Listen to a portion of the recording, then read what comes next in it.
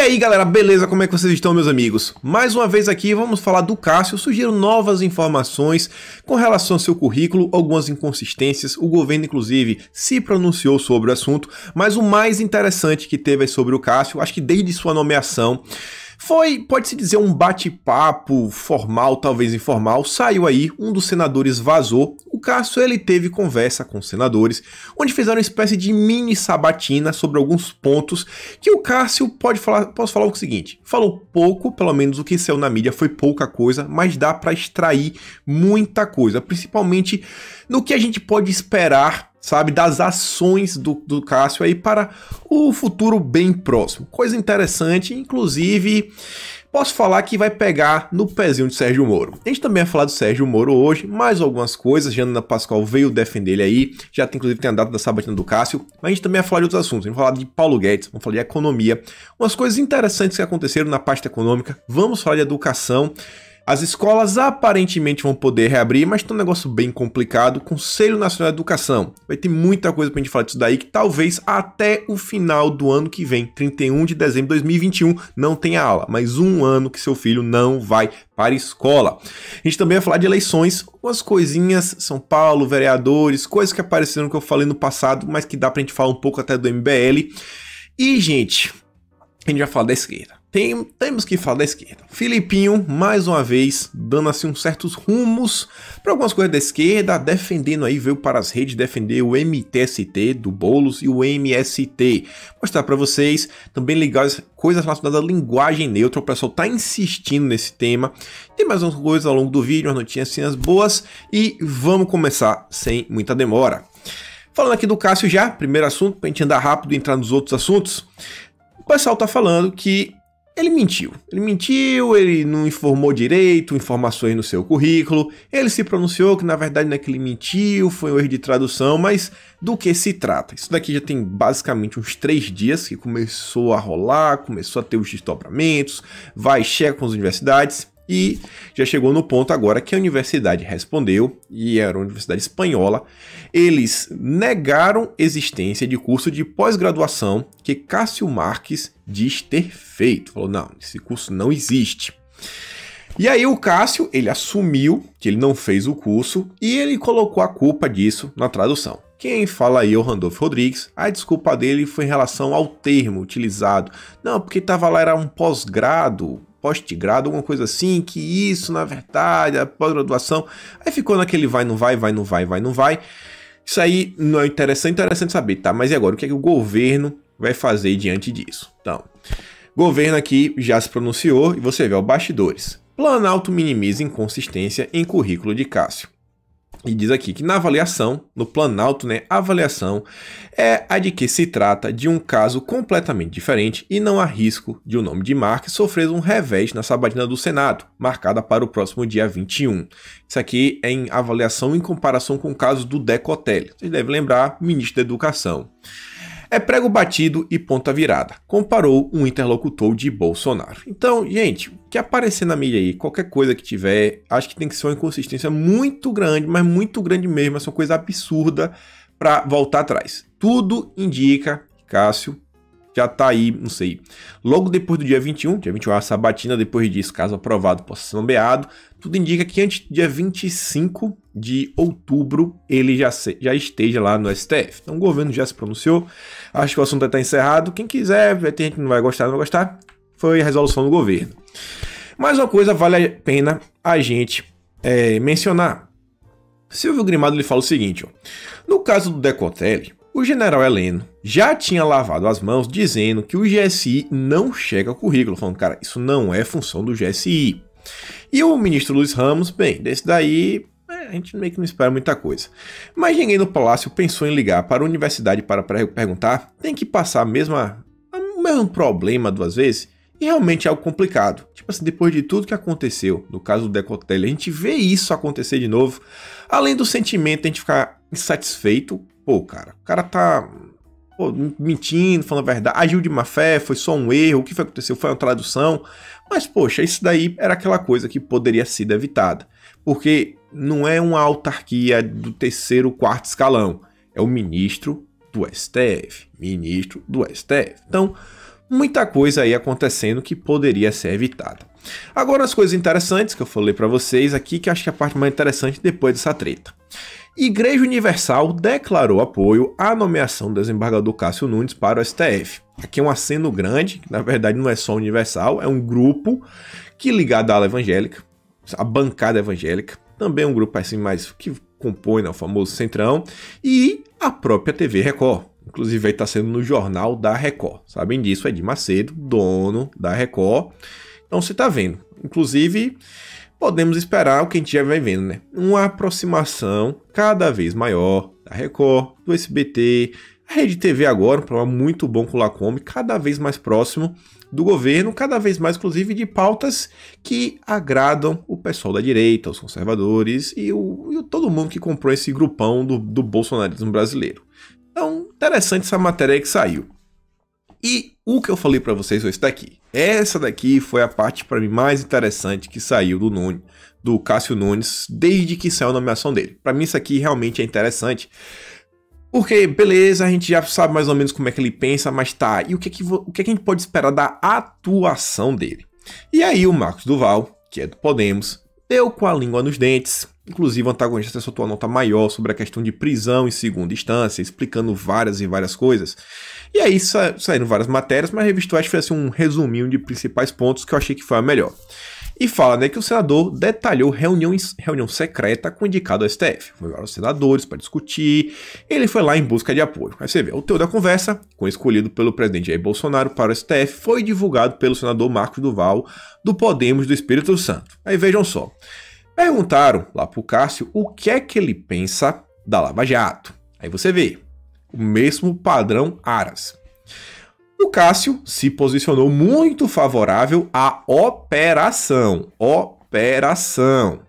Garantiu não haver cenário para quem quer assumir essa cadeira do STF sem se comprometer com esse projeto. Mas deixou claro que o combate à corrupção vai além da Lava Jato. O que foi que o Aras falou lá na live que muita gente ficou insatisfeita? Que a gente não pode ficar só achando que Lava Jato combate corrupção. É muito maior do que isso. E vejam, ele se posicionou favorável à Lava Jato, à Operação Lava Jato. E você vai ver que isso está bem claro nesse segundo parágrafo. Olha só. Chamou a atenção para o fato de que se precisa ter cuidados para os excessos da operação. Cuidados, por exemplo, para evitar a espetacularização das ações por parte de agentes da PF. Não só da PF, tem muita coisa. E vejam só, excessos da operação.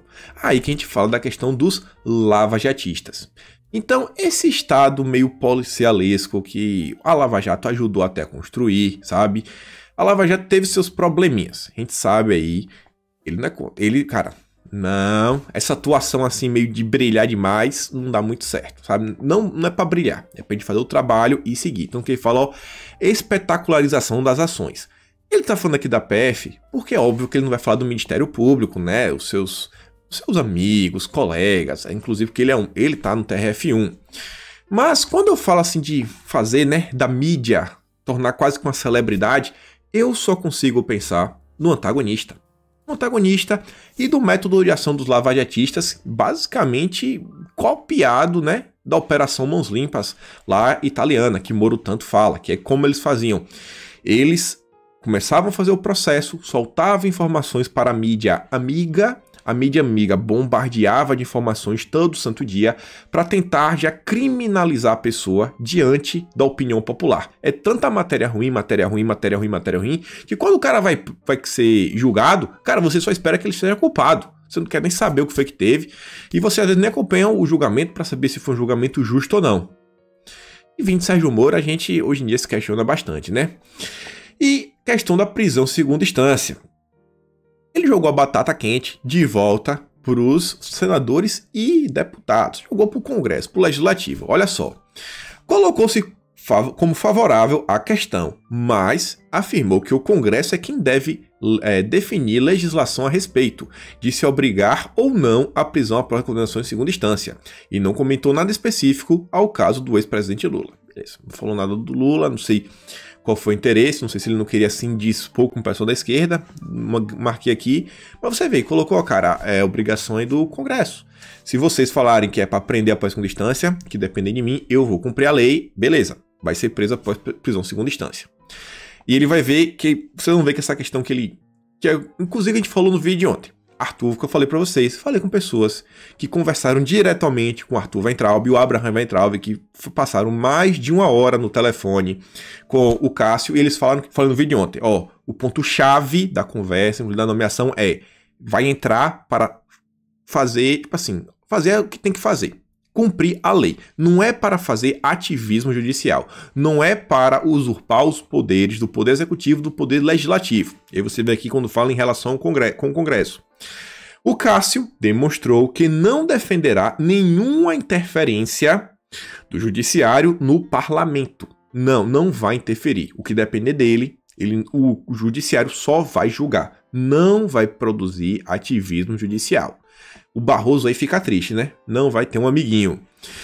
Reforçou respeitar as regras definidas pelo Congresso e disse não ter nenhuma vontade em transformar o STF em casa legislativa.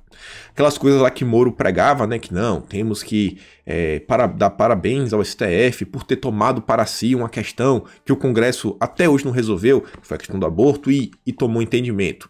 Não, a gente não vai fazer isso. Se depende do Cássio, não vai fazer. Ponto-chave que Bolsonaro vinha muito preocupado. A gente vem vendo aí, né, algumas ações complicadíssimas do STF. E aí, perguntou da relação dele com o PT, vínculos, ele disse que não tem nenhum vínculo com o partido, avisou que apenas buscou conversar com a Dilma para ser indicado ao TRF. E sobre a indicação do STF, disse que conheceu o presidente há 2 anos, mas que só voltou a circular por Brasília agora, mas que busca ser indicado que buscava ser indicado ao STJ. Chequei com algumas pessoas, o pessoal falou assim, ó, eu acho que isso daí, falando que isso era balela. O pessoal que eu perguntei falou que isso aqui não é verdade. Falou que na verdade conhecem Bolsonaro há muito mais tempo, às vezes tá falando isso daí para não parecer que é amigo de Bolsonaro, e dizem, como eu perguntei pro pessoal, que a relação dele com Bolsonaro no passado era na época que Bolsonaro era um deputado do baixo clero e vez ou outra conversava com ele para pedir assim, algum pitaco na área jurídica, sabe? O que tu acha disso daqui, o que tu acha daquilo outro? Foi a conversa que teve. Então, meio que Bolsonaro já conhecia ele de um certo tempo. E no fim das contas, vejam só, diante disso tudo, Marcos Duval afirmou que hoje teria decisão favorável à indicação do Cássio ao STF. O senador afirmou, no entanto, que a escolha de Bolsonaro surpreendeu a todos, pois trata-se de um desembargador muito novo. Uma indicação totalmente inesperada definiu o parlamentar do Podemos. E esse cara aqui, inclusive, tá no vai do Podemos, porque ele falou que só sai se o pessoal lá botar ele pra fora, acho que o Álvaro Dias ainda tá à frente, mas ele fala assim que ele não tá 100% fechado com o pessoal do Muda Senado. Mas é interessante, né? Alguns posicionamentos interessantes para falar sobre o Cássio.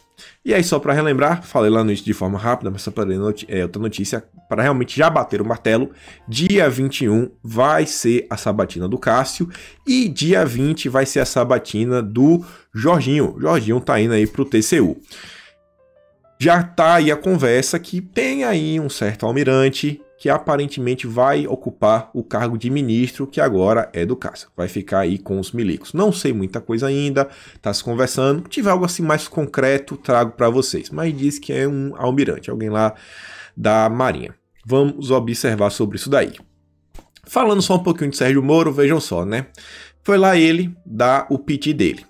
Sérgio Moro foi recorrer ao STF, já falei para vocês, para que Bolsonaro deponha pessoalmente.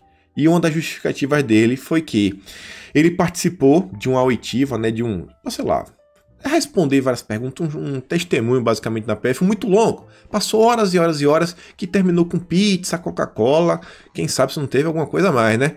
E, portanto, devido a todo o trabalho que ele teve, ele pede equidade de tratamento em relação ao presidente da República. Porém, acho que Moro, enquanto jurista, deveria saber que o presidente e o vice-presidente da República existem algumas prerrogativas diferentes. Inclusive, o último aí que utilizou, que eu me lembro, foi o próprio Temer, que já veio antes de Bolsonaro, que pôde depor por escrito, inclusive, no caso de corrupção. Falei para vocês, mostrei lá, né, que isso é uma matéria na Folha de São Paulo, da Mônica Bergamo, que Moro está pensando em sair do Brasil. A gente vai falar dessa matéria. Deixa eu só mostrar aqui uma coisa. Isso aqui eu mostrei para vocês ontem. Carlos Bolsonaro tinha postado aí no... acho que... Ele tinha postado isso aqui anteontem. Ele tinha postado isso daí anteontem. Sim, e mostrei para vocês ontem. E ele falava, ele fazia uma crítica para Janaina Pascoal, que ela estava questionando, levantando algumas suspeitas, assim, quase que fazendo uma afirmação sobre o Cássio, e ele falava o seguinte, ó, só lembrando, será que uma certa amada, falando da Janaina Pascoal, sabe que seu queridinho biografado, o Sérgio Moro, em uma tese relativizou o aborto, é desarmamentista, e em seu meio posta apoio à ideologia de gênero, ou o movimento é só coincidência mesmo? Mostrei tudo isso para vocês. O Carlos falou isso anteontem. O que a Janaina Pascoal fez ontem? Vejam só. Ela compartilha a matéria da Folha, né? Moro é pressionado pela família a sair do Brasil e ficar longe da política. Ela compartilha e fala o seguinte. Entendo perfeitamente o desânimo. A família de Moro tem todo o direito de querer um pouco de paz. Mas como uma brasileira que não vê alternativa, peço que Moro e sua esposa avaliem enfrentar mais um grande desafio. Terão meu apoio. O Brasil precisa de uma quarta via. Sérgio Moro na cabeça. E o Carlos diz, né? Amada e a biografia. Nenhum tucano imaginaria. Até rimou, né? E galera, eu acho que vai dar ruim pra Moro no futuro recente, no futuro próximo. Não vou falar nada ainda, mas eu acho que se um dia Moro vai ser surpreendido, sabe? Surpreendido. E não vai ser sobre essa questão ainda não, essa questão do depoimento. Vai dar ruim pra Sérgio Moro, vai dar ruim. O governo tá fazendo algumas movimentações, vocês estão vendo assim, o judiciário, beleza, que o governo tá tentando assim, ó, a pacificar a coisa com o judiciário, com o centrão, não é aleatório, mas tá, a gente quer pacificar pra governar e também, cara, a gente quer resolver umas coisas, né? E reza a lenda que o governo aí, né, a PGR principalmente, o pessoal do Aras, tá trabalhando mesmo assim pra resolver os assuntos pendentes.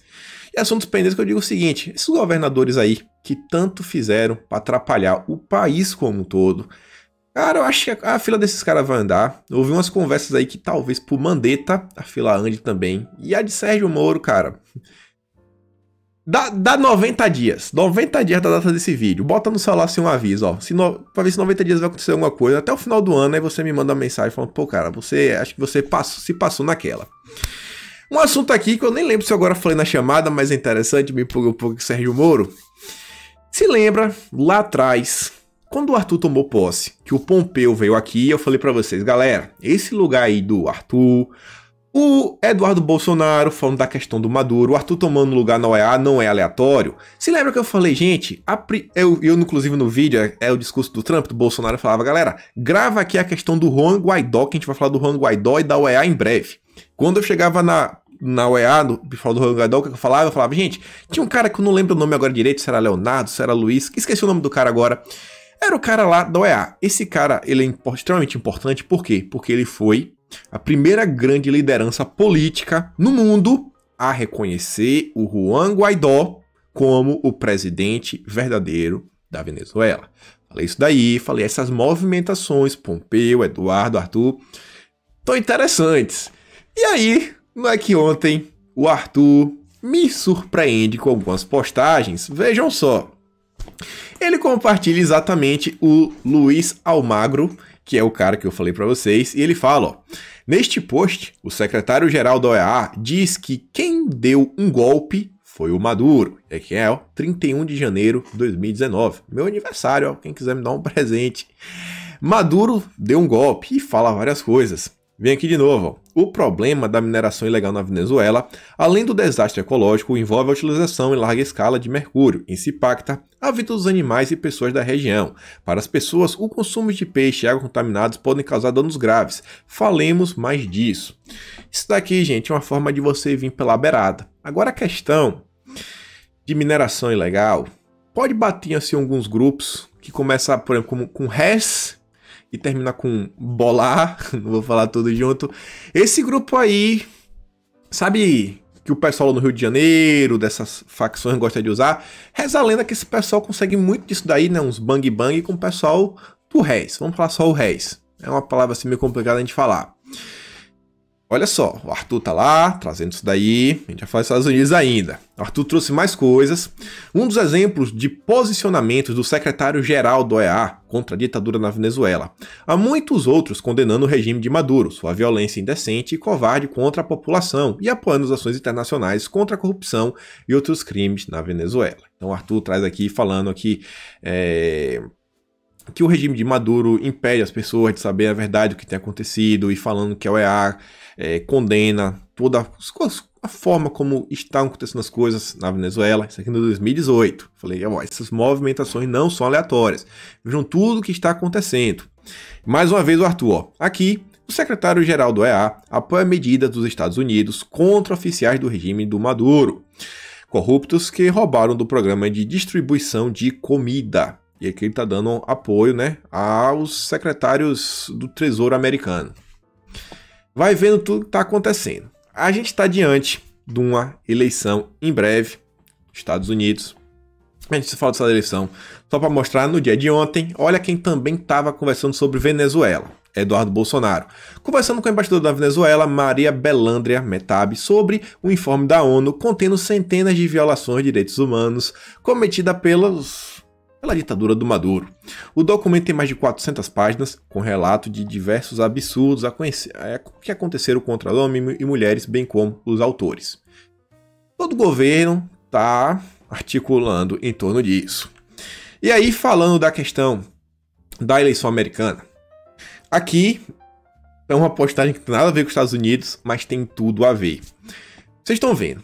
É uma batalha como foi Brasil 2018. De um lado a gente tem a direita de Bolsonaro, representada por Trump, e do outro lado a gente tem o Haddad, que é o Biden dos Estados Unidos. Gente, essa eleição, realmente assim, muita coisa vai mudar. Tipo assim, não é que vai mudar, mas vai ser determinante para saber para que lado as coisas irão. Todo mundo sabe, os Estados Unidos é a maior potência do mundo, em termos políticos principalmente, e eu acho que se a esquerda colocar a mão, vai ficar complicado e ninguém quer isso. Tá todo mundo vendo, inclusive, as movimentações que já estão se planejando contra o Foro de São Paulo para liberar a América Latina, que vai, inclusive, como a gente pode falar, uma vez que a gente derruba o Foro de São Paulo, a gente enfraquece a esquerda, sabe? Eu não sei se posso falar na esquerda mundial, mas a esquerda americana como um todo vai sentir um baque, um todo. Hoje em dia, o poder do Foro de São Paulo é absurdo, absurdo. Todos esses presidentes que são do Foro de São Paulo, cara, eles vão para a reunião da ONU, eles se encontram com outros presidentes, eles fazem parte de tratados, acordos. Galera, é muita coisa. No discurso que Trump fez também na ONU, ainda falando de discursos, teve um momento que ele falava sobre 3 países, que ele apoiava os povos, e um país que ele começou a celebrar os novos acordos que vinham sendo feitos. O país que ele celebra os novos acordos foi um país que saiu das mãos do Foro de São Paulo, que era El Salvador, e agora foi assim uma coligação de centro-direita. E os 3 países que o Trump ele falou, cara, é bem complicado como as coisas estão acontecendo, a gente apoia o povo, a gente quer que o povo tenha liberdade, ele citava Cuba, Venezuela e Nicarágua. E aí o Panam, acho que é assim que se fala, Post espanhol, é um jornal um jornal pan-americano. Fala o seguinte, que Daniel Ortega busca blindar a fraude eleitoral dele, que ele cometeu com leis punitivas na Nicarágua. Estão falando que rolou aí fraude nas eleições e o cara tá querendo punir. Então, lembra para vocês alguma coisa? Lembra talvez o que aconteceu, não sei, na Venezuela? Algumas conversas que a gente tinha muito no Brasil, a questão aqui do voto impresso, né, que não querem aprovar de jeito nenhum, mas querem aprovar o voto do futuro, que é como o Barroso está chamando. Vejam só, Nicarágua, saiu a matéria, o pessoal quer se perpetuar no poder a todo custo, um dos países que o Trump tinha citado. E aí eu falo com vocês, o mundo está vendo aí realmente um grande debate acontecer nos Estados Unidos, que sabe que pode repercutir como um todo. Vejam só a página oficial, né, Estados Unidos em português, falando que o secretário Pompeu que esteve aqui e gerou todo aquele estardalhaço porque o Ernesto se encontrou com ele, enquanto eu falei para vocês que falei, gente, eu não entendo porque a mídia tá botando os holofotes no fato que Ernesto se encontrou com ele. Porque se você pega Jornal da Austrália, você pega lá a matéria da ABC, é uma matéria gigante, tá falando na verdade Por que o Pompeu fez uma visita tão grande por tantos países, se encontrando com tantos líderes de Estado, inclusive com o presidente da Colômbia? Então foi, um negócio gigante. No Brasil, não, pô, como é que o Ernesto se encontra com o cara? E você vê, Estados Unidos, o Partido Comunista, lá do país dos amigos do Dória, representa uma ameaça real. Vejam só, isso daí depois do que eu mostrei para vocês, teve alguns jornais que estão repercutindo aqui de uma forma meio complicada, falando que aí não estão deixando que as pessoas entrem no país mais, não é bem assim, mas o Departamento de, como posso falar, Departamento de Imigração e Citizenship, se tornar cidadão, não sei como é que se fala isso, o Departamento de Imigração americano, não pensa assim, falou que agora, se você quiser se tornar um cidadão permanente, ou seu green card, um cidadão, se você for membro de um partido comunista ou de algum partido totalitário, você não pode. Isso daqui não é só para os comunas lá do Amigo de Dória. Isso aqui vai no Foro de São Paulo. Você acha que se o cara for do mesmo partido aí do Maduro vai? Vocês acham, só assim, se essa relação Brasil-Estados Unidos começa a se estreitar um pouquinho mais, se o povo falar, galera, tem um partido aqui no Brasil chamado PCdoB, complicadíssimo, partido chamado aqui PSOL, complicadíssimo, PT, já imaginou, filiado ao PT? Não, cara, não, você pra Disney você ainda pode, vai lá o teu turismo, isso aí tá liberado, agora um green card não rola não. Interessante, né? Interessante as movimentações que vêm ocorrendo, muito interessante. E aí, para você ver algumas coisas. Falando de fraude, o Trump tá aqui noticiando que mais de 11 mil residentes da Carolina do Norte receberam, assim, sei lá, o canhotinho de votação de forma incorreta. De Los Angeles, alguns receberam também faltosos. Ele fala, cara, sem um negócio para poder votar para presidente. Eles falam, gente, essa daqui vai ser o maior escândalo de corrupção eleitoral na história americana. O negócio lá, o bicho tá pegando. E ele depois relembra, inclusive, com o que a gente tá lidando. De um lado, a gente tem Trump, do outro lado, a gente tem os democratas, que defendem, inclusive, o aborto, tipo assim, basicamente até o último dia. Há 9 meses, não nasceu ainda, tá valendo. Pautas complicadíssimas, gente. Complicadíssimas. E isso daqui, como é que eu não falei isso aqui na chamada? Isso daqui agora, é capaz de você tá assistindo o vídeo, isso aqui já ter acontecido. Gente do céu, esse daqui tem cara que vai ser... Se fosse no Brasil, sabe, era todo mundo abrindo live. Se isso aqui fosse no Brasil, era todo mundo abrindo live. O que foi que aconteceu? Vê aqui esse cara, o Paul Sperry, ele fala o seguinte: quando todos os documentos forem finalmente desclassificados e todas as redações removidas dos relatórios, a nação verá que o FBI e a CIA não apenas sabiam que as alegações de colúnio da Rússia contra Trump eram um truque político sujo, mas que estavam envolvidos no truque. E galera, depois disso daí, Trump veio a público para falar o seguinte: eu autorizei totalmente a total desclassificação de qualquer e todos os documentos pertencentes ao maior crime político da história americana, o embuste da Rússia, da mesma forma o escândalo de e-mail da Hillary, sem redações. O que é desclassificação? Gente, vocês sabem, e tem coisas que são sigilosas do governo, que são documentos secretos, e às vezes você pode até ter acesso, mas tem aquela linha preta, né, pra você não poder ler palavras importantes, palavras-chave, você não, às vezes não entende nenhum documento, fica tipo assim, meio que censurado. O cara vai tirar, vai revelar tudo, qualquer pessoa vai ter acesso. Isso daí, imagina a repercussão que isso daí não vai estar. Isso daí já bateu algo tão grande que assim que isso daí saiu, o Departamento de Justiça dos Estados Unidos avisou que, no caso, hoje, às 11 da manhã, vai ter uma conferência, sabe? Eles vão fazer uma live. Diretores aí do FBI, de várias coisas, vão estar lá para falar algumas coisas, dar algumas versões e esclarecer alguns assuntos. E isso daqui promete, sabe, chacoalhar o cenário político americano. Acompanha aí, acompanha. Se você tá vendo esse vídeo depois, nos Estados Unidos, acho que depende do lugar, é 1 hora, até mais, assim, diferença, para menos. Acompanha aí, acho que de meio-dia em diante já deve ter alguma informação. Vai, olha nisso daí, isso daí é coisa. Chegando aqui a outro assunto, já que tá falando do Departamento de Justiça, Justiça Brasileira. TRF1 tranca investigação contra Paulo Guedes na Operação Greenfield. A Operação Greenfield, deflagrada em setembro de 2016, apura desvios no fundo de pensão e na Caixa. Vejam só. E agora eles trancaram a operação contra o Guedes. Em fevereiro, o relator, o desembargador Ney Belo, voltou para trancar investigações da Greenfield contra Paulo Guedes. E ele diz o seguinte: não se trata do sangramento de um cidadão comum, mas do sangramento da própria economia que vai se espairar por toda e qualquer casa, toda e qualquer relação econômica de qualquer cidadão, escreveu.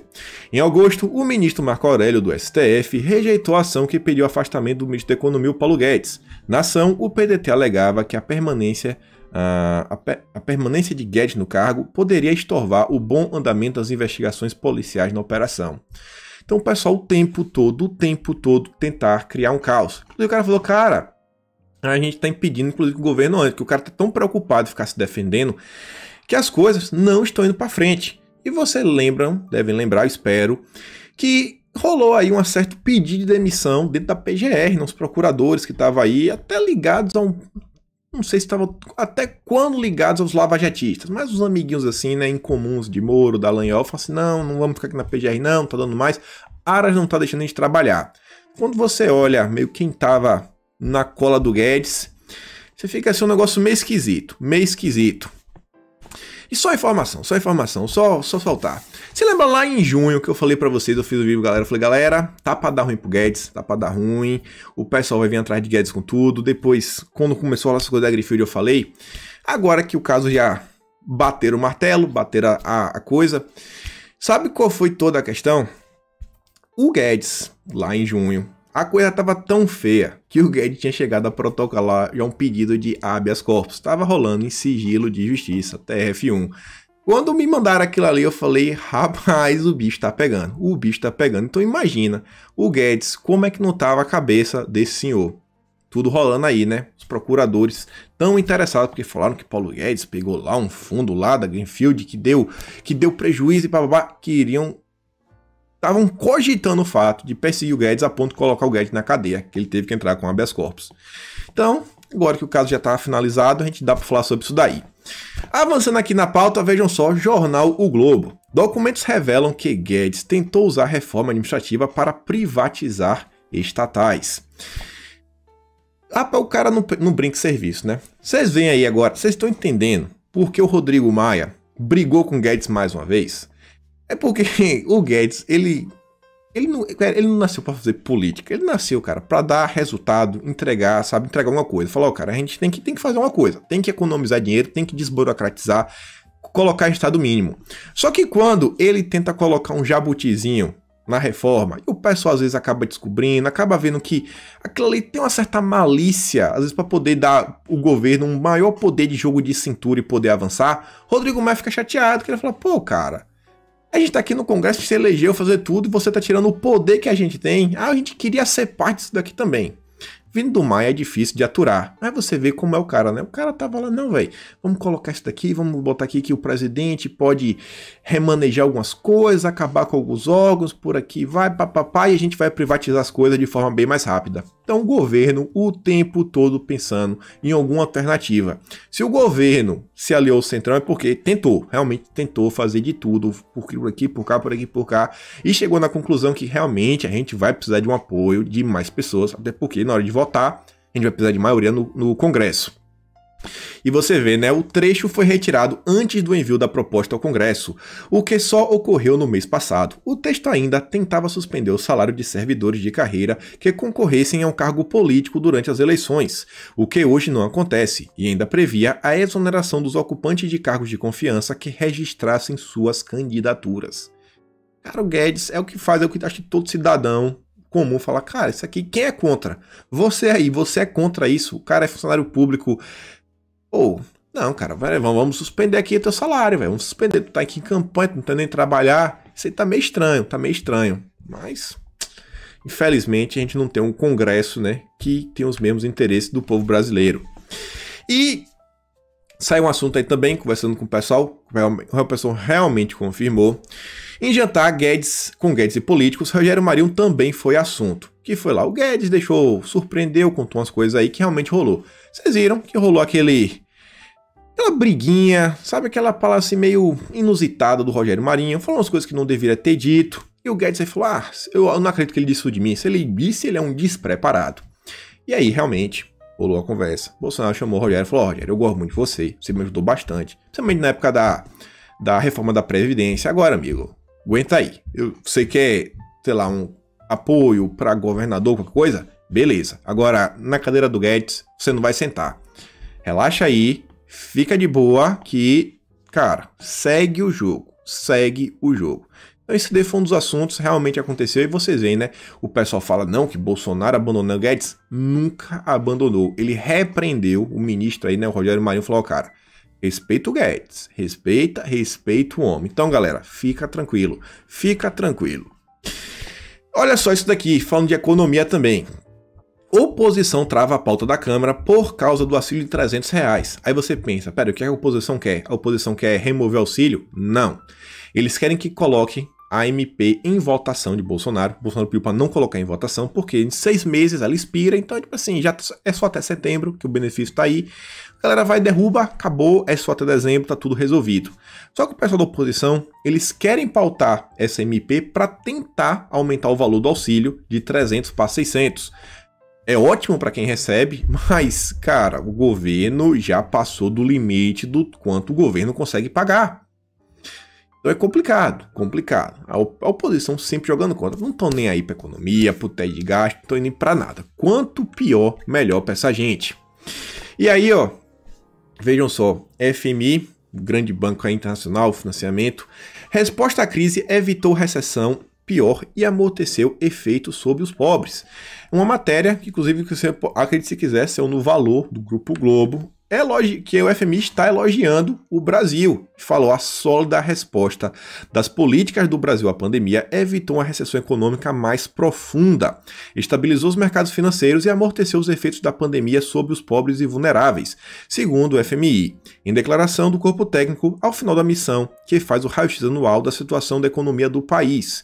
O FMI disse nesta segunda-feira que a reação do governo foi rápida e substancial, lembrando que, no fim de março, o Congresso decretou estado de calamidade pública, abrindo caminho para a adoção de medidas fiscais e equivalentes a 18% do PIB, mostrando que o Brasil foi um dos países que mais investiu proporcionalmente. Olhando assim, o quanto o Brasil arrecada anualmente com o PIB, quanto ele investiu para cuidar do seu povo, o Brasil foi um grande exemplo. Mas o importante é criticar o governo. Não vamos criticar o governo. E aí, ó, olha só isso daqui. Eduardo Bolsonaro estava lá conversando com a mulher da Venezuela. Estava aqui agora conversando com o embaixador da Índia, novo embaixador da Índia. Já falei para vocês, minha opinião, cara, Eduardo nasceu para esse negócio aqui. Relação, sabe? Relação internacional. Chegar, sentar, conversar, desenrolar. E isso daqui é muito interessante.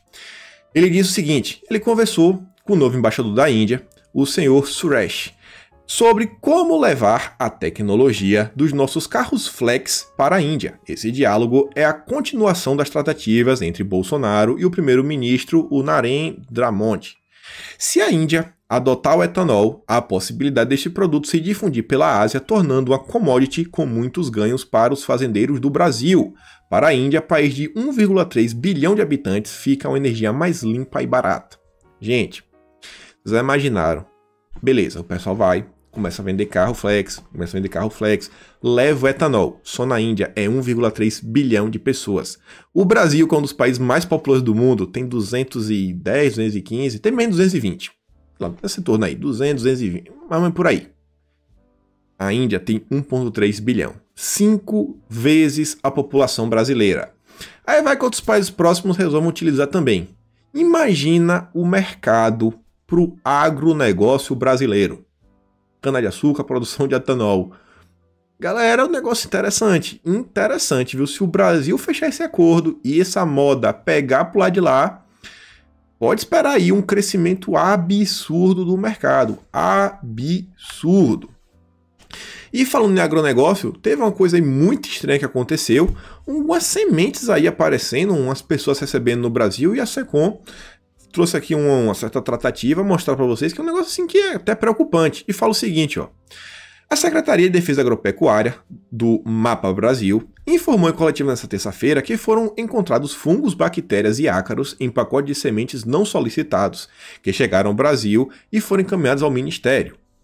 Após análises laboratoriais, foi identificada a presença de ácaro vivo em uma amostra, e de 3 fungos diferentes em 25 amostras, de bactéria em 2 amostras, e possibilidade de espécie de planta quarentenária em 4 amostras. Até o momento, foram confirmadas 258 pacotes de sementes não solicitados em 24 estados e no Distrito Federal. Os únicos estados que ainda não registraram o recebimento foram Maranhão e Amazonas. Segundo o mapa, os pacotes supostamente foram enviados de 4 países da Ásia. As pessoas que receberem os pacotes devem encaminhá-los à unidade do mapa ou unidade estadual de agricultura sem medo de ser penalizado. A pasta alerta que o material não deve ser manuseado. Gente, o Brasil, a maior potência mundial do agronegócio, recebendo umas plantas estranhas. Imagina aquelas, sabe, pragas que o Brasil já se livrou, sabe? E que tem tanto cuidado no manejo para não perder plantação. Imagina se vem uma coisa dessa. Eu não consigo acreditar que o pessoal quer sabotar o nosso país. Eu não quero acreditar nisso. A TV Brasil também fez uma reportagem só sobre isso, questão dos envios suspeitos. E, gente, vocês conhecem alguém tomando isso daí? Encaminha para o mapa. Isso aí é seríssimo. Não plantem essas sementes. Continuando aqui com um assunto muito sério também, volta às aulas.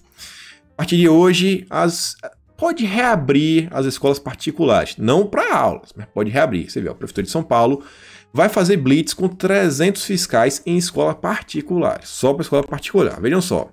A Prefeitura de São Paulo vai visitar as escolas particulares da cidade para averiguar se os termos do protocolo de reabertura proposto pelo Estado e adotado pelo município estão sendo seguidos. Resumindo, se o que Dória mandou, o dono da escola está fazendo. Como muitas escolas têm tanto um quanto a outros graus, a Secretaria Estadual de Município farão uma ação coordenada. As escolas que não respeitarem as regras definidas no protocolo de reabertura poderão ser multadas, em último caso até fechadas. A pasta confirmou a fiscalização, mas não quis entrar em detalhes. Essa gente aqui está preocupada com tudo, menos com, sabe, o aluno aprender alguma coisa. Não, vamos multar, fecha a escola, não estamos nem aí. Nesta quarta-feira, as escolas particulares estão liberadas para retomar apenas atividades extracurriculares e aulas de reforço, mas presenciais e de recuperação seguem proibidas em toda a cidade. Na prática, as atividades presenciais podem contar como horas ou dias letivos. Antes da pandemia, as escolas tinham que cumprir pelo menos 200 dias letivos. Com a pandemia, a regra foi flexibilizada para 800 horas de atividades letivas ao longo do ano. É brincadeira isso? Rapaz, é inacreditável. É o grupo que tem menos risco de todos. São crianças e adolescentes e estão fazendo isso aqui. Pode voltar a trabalhar, pode reabrir shopping, pode fazer o que for. Mas escola não pode. Escola não pode. E aí você vê. O Conselho Nacional da Educação, o CNE, aprovou ensino remoto até dezembro de 2021. Não, até o final do ano que vem, se quiser ficar fazendo ensino remoto, pode fazer. E o texto ainda tem que ser homologado pelo ministro da Educação, Milton Ribeiro. Eu espero que ele revise alguns pontos. Olha só. Primeiro ponto, né? Pode seguir do jeito que está até dia 31 de dezembro de 2011. As normas valem para a educação básica e superior. O texto de autoria do presidente do CNE. Agora imagina aí o estudante de medicina do último período, não sei lá, no último período não, que às vezes tem uma coisa, o governo tá ajudando. Mas o cara tá no meio do curso, tem várias matérias práticas. Me explica aí como é que ele vai estudar, sabe? Remotamente. Me explica como é que vai ser a clínica. Mas beleza. A resolução aponta que cabe à Secretaria de Educação e às direções das instituições a decisão de quais tecnologias utilizar nos métodos de ensino. O CNE apresentou como as possibilidades que o Conselho Nacional de Educação está dando como método de ensino, sabe? Meios digitais como videoaulas, redes sociais, correio eletrônico e blogs. Tipo assim, o aluno vai aprender via e-mail. Não, vou mandar um e-mail aqui com tua atividade de casa, tu me manda um e-mail de volta. Rede social. O professor vai dar aula no Twitter, vai dar aula pelo Facebook, pelo Instagram. Me explica aí. Blogs. Não, vamos fazer um blog aqui. Se parasse no vídeo aula, beleza. Agora, até rede social, correio, sabe, e-mail e blog, não, é possibilidades. Complicado.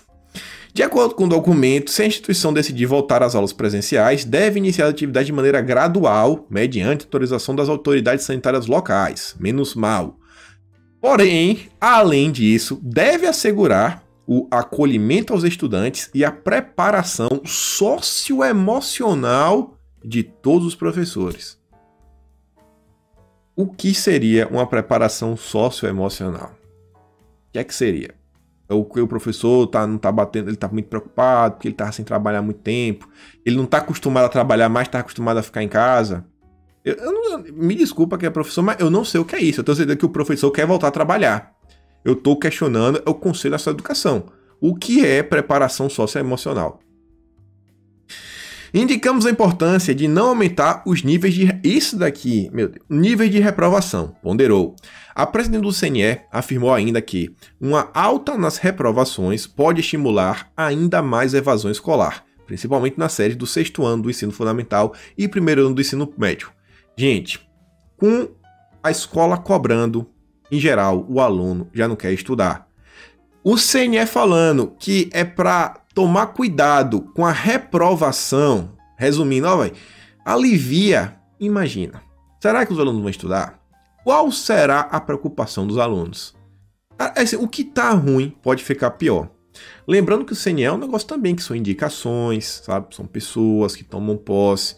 Hoje em dia eu não sei se o governo tem a maioria, né? A maioria do CNE são de pessoas alinhadas ao governo. Mas vocês conseguem ver, né? Como acaba sendo até um conselho, quase uma autarquia, pode interferir na educação de seu filho, na sua, de seus amigos, seu primo. Complicado, né? Muito complicada a situação.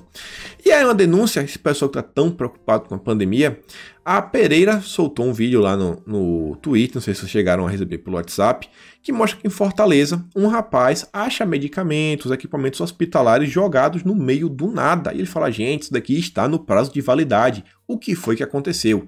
Muita gente se questiona, né? Trazer aqui, você que é de Fortaleza, tiver mais informações, o pessoal na rede deixou em aberto, ninguém tá sabendo explicar o que foi isso daqui, mas o cara achou absurdo, o cara tá se questionando, gente, como é que jogou fora coisa médica, né, dentro da validade, E sobre o vídeo de ontem, que eu falei do Winston Ling, que tava falando que o Brasil tava vendo uma nova Venezuela, e que ele tava apoiando aqui o candidato do Novo, o Camozzato, que é ligado ao MBL, isso aqui é só o mesmo lado que eu trouxe ontem, a Anitta, que é lá do Rio Grande do Sul, fala isso aqui, ó. Kim, lembra do Camozzato, vereador apoiado pelo Ling? Pois é, vejam só. MBL elege 3 vereadores para a Câmara de Porto Alegre. É, o Camozzato e mais o pessoal. E aí, lá no Instagram, perguntaram para ele, vem cá, cara, e o orégano? Sabe aquele galera que gosta de botar fogo no orégano? Você é a favor de legalizar para uso recreativo, sabe? Usa quando quiser, não é medicinal, é recreativo. Você é a favor ou contra? A favor. Então, quando a gente fala que o MBL, que o Novo é a nova esquerda, é a nova esquerda. Qual a diferença disso para o PSOL? Tem alguma diferença? É a mesma pauta do PSOL. A mesma pauta do PSOL. Então vai vendo, fiz questão de falar sobre isso daí. Teve um pessoal também que ficou chateado porque Bolsonaro quebrou a promessa. Bolsonaro tinha prometido que não iria participar das eleições do primeiro turno e vem aqui a coluna explanada falando, ó, acostumado a surpreender para todo lado, o presidente Jair Bolsonaro, que prometeu não fazer campanha este ano, gravou vídeo de apoio a um candidato à prefeitura de Belo Horizonte. E o Eduardo Bolsonaro já avisa que é o Bruno Engler. Gente, quem é de Belo Horizonte, eu acho que é um cara muito bom. Dá uma olhadinha, confere. Tô vendo o pessoal falando que é uma alternativa de derrubar até o Calil. Vamos ver. Ainda de eleição, gente. Essa daqui é para vocês rirem. É só falar de forma rápida. Joyce, ela realmente resolveu assumir a Peppa. Pegou lá os videozinhos da porquinha lá dos Muppets. Fez um vídeo político dela. E a Disney, sim, a Disney, a empresa mesmo, emitiu uma nota e diz que não autorizou o uso de imagem dos Muppets em campanha da Joyce. Vergonha internacional. Joyce conseguiu passar vergonha de forma internacional. Acredite se quiser. Essa é a nossa Joyce. Vergonha internacional. E aí, falando da Joyce, a gente dá para falar também do Frota, né? Que são parceiros da época de CPM das fake news. pois o Frota, parceiro da Joyce, levou à PF dados que ligariam Eduardo Bolsonaro pessoalmente a esquema de fake news. Aí vem a mulher do Rosário aí, né, pra chorar, blá blá blá, falar um monte de coisa. Quer dizer, esquema de fake news. Isso daí o Frota falou que foi informações que ele obteve durante a CPI das fake news. A Globo tratou logo, né, de fazer uma matéria, mesmo sem ter prova nenhuma, sem ter nada, mas já fez questão de fazer, né? O importante é queimar o governo. Aí Eduardo Bolsonaro diz o seguinte: Globo tende a apelar para depoimento do Alexandre Frota para me acusar de algo. Globo News, delação do Dario Messer, indica a suposta lavagem de dinheiro bilionária da família Marinho, dona da Globo. Faz uma matéria aí. Faz uma matéria, ridículo. Faz uma matéria. E vamos ver, né, o que o Frota tem a apresentar. Até o momento só saiu a notícia que ele falou que ia acontecer, que ele tinha IPs de máquinas, que ele tem como falar que é do Eduardo Bolsonaro. Falando aqui também daquela galera que só joga do contra, só pra gente falar de um pouquinho assim da esquerda rápida, já chegando no final do vídeo. A bancada do PT no Senado vai entrar com a representação na corregedoria, na DPU, contra o defensor Jovino Bento Júnior, autor da ação que tenta impedir a Magazine Luiza de promover um trainee destinado exclusivamente a pessoas negras. É brincadeira? Agora vão atrás do cara. Eles estão tentando avançar com essa agenda cultural a todo custo, a todo custo, a todo custo. A primeira, só para negros. A segunda, não sei, só para cristãos. E quem não for cristão? Aí é o que? Abuso religioso? E se for de outra religião? E se cada dia for e chegar num determinado momento que, cara, ou você bate continência para todas as regras do mundo corporativo, ou você vai ficar desempregado. E aí? Então é um precedente muito complicado o que esse pessoal aí tá tentando criar, né? Complicadíssimo. E aí, gente, a UOL, mais uma vez, vem com um editorial aí gigante. Pessoal, aí, igual que eu mostrei para vocês ontem de fake news, falando lá que tem uma nova, que é a infodemia, né? A pandemia de fake news, que o Brasil é muito propenso. Vieram agora pela manhã, já com um editorial para falar que linguagem neutra, proposta de inclusão esbarra em questões linguísticas. Aí fala que tem discussões, que não é tão fácil, por que isso? Mas que em Portugal eles também já estão vendo, nos Estados Unidos também. Mas tem um parágrafo que é bem interessante e vale um comentário. A resistência que ocorre, seja dentro ou fora da universidade, geracional ou não diz respeito à viabilidade dessa mudança, pois não existe nenhum empecilho estrutural nos sistemas que estão sendo propostos. Gente, eles estão falando que ninguém está discutindo sobre a viabilidade. Que viabilidade tem total. É fácil fazer isso daí, é fácil. Sabe? Não existe nenhum empecilho estrutural. Vamos tentar fazer isso bem rápido. O aluno, ele vai para a escola. Vamos pegar o passado, de 5ª, 8ª série e depois do 1º ao 3º ano. E agora acho que é lá do 1º ao 9º ano, não sei. Vamos botar só os 7 anos, né, do ginásio, do antigo ginásio. Se eu não me engano, todo ano as crianças têm pelo menos um livro, sabe, de gramática, interpretação de texto, aquele livro de exercício, de assunto, o cara aprende. Como é que não tem problema estrutural? Se uma vez que você muda isso daí, e torna isso daí meio que lei, você vai ser obrigado a jogar todos esses livros fora. Porque esses livros já não tem esse novo assunto, são livros opressores.